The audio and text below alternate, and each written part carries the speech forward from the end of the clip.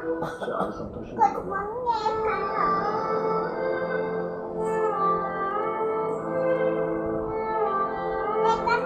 చీమిడి తీసా పిసిరా పల్లవి నాకు శత్రువు కాదురా, లేని నా కోడలు. తను బ్రతుకున్నన్ని రోజులు కాలు కింద పెట్టనివ్వకుండా ఒక అమ్మ కడుపులో పెట్టుకు చూసుకున్నాను. నాకున్నది పల్లవి మీద కోపం కాదురా, నా కొడుకు గురించి బాధ.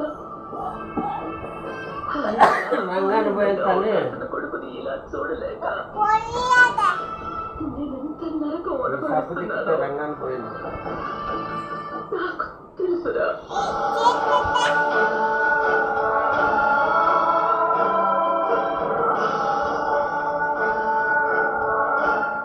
పల్లవి జ్ఞాపకాన్ని మర్చిపోవడానికి మరో మార్గం.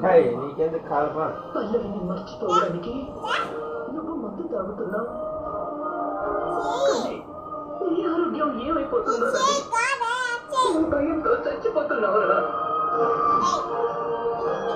నీకు బాగా భయం ఎక్కువ రోజులు ఉండలేమ్మా.